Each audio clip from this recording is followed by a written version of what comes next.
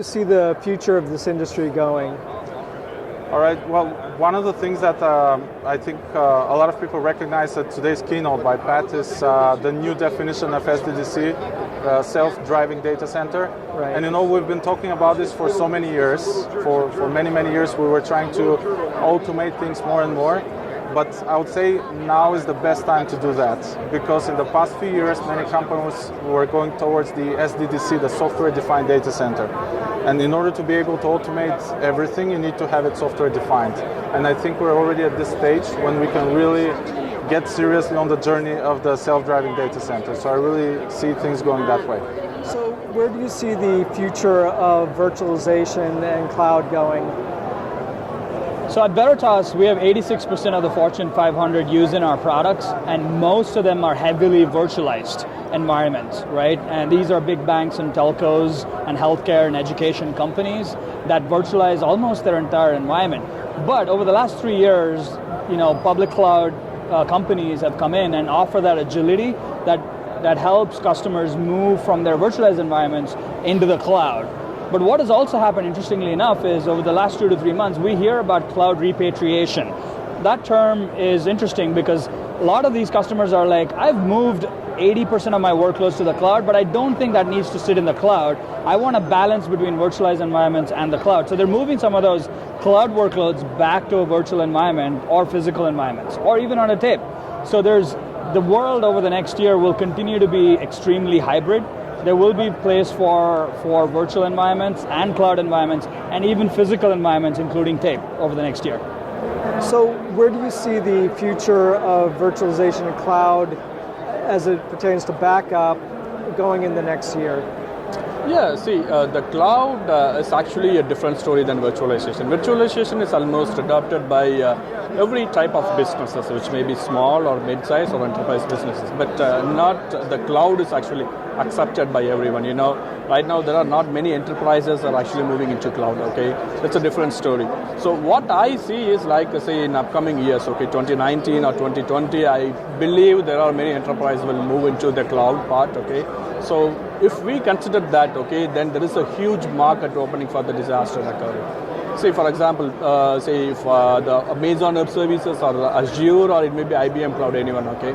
So they are right now building up the cloud for the virtualized environments. Recently Amazon announced you can run your ES6 from Amazon Web Services. The same way it will be going to continue with Microsoft and IBM, I believe. So if we take into the picture, okay, as a backup software vendor, we need to provide option to backup all those VMs, okay, from the cloud right away. And again, okay, it's kind of cloud adoption is going to be the next big thing, okay, in 2019 and 2020, because of the reliability and because of the security right now. Everyone sees the cloud. So over the next year, where do you see storage going as it relates to virtualization?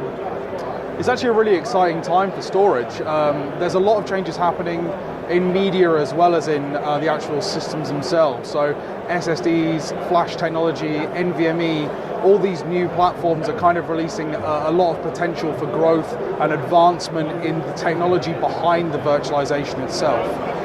So from the market as a whole, I think it's going to be quite a good time for change, a good time for innovation. You've got the virtual platforms, obviously VMware, things like that, doing big work on being able to move between one system and another, being very fluid with your storage array. I see people having less of one vendor doing all their storage and moving over to having different vendors for the right job, not having everything in one place. So I think it's going to be quite exciting. I think there's a lot of change in the next 18 months. So where do you see the future of EUC happening over the course of the next year?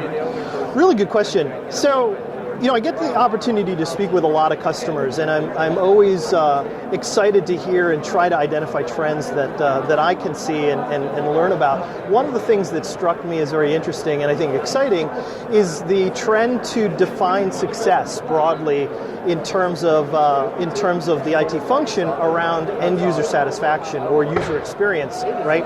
Broadly. So one of the things that I've had a number of conversations with customers lately around is around around the definition of a service level agreement or a KPI that is directly tied back to the end user experience and the end user garnering an experience that meets business process or, frankly, just perception of what they are entitled to. But overall, from an IT perspective, of course, we see other secondary measures, right? Decrease in help desk calls. We see decrease in help desk resolution times. We see uptime, all kinds of metrics that are more infrastructure centric. It's been very refreshing to me to see metrics that are now defined around something that I think for a long time has been very subjective, very almost unattainable, but broadly it's one that's tied directly back to the user, and ultimately if the users aren't happy, are we really meeting the need, or are we really doing what we need to do? So I'm quite excited about user experience broadly as a metric or indicator of success. Yes, we're trying. 10 years now.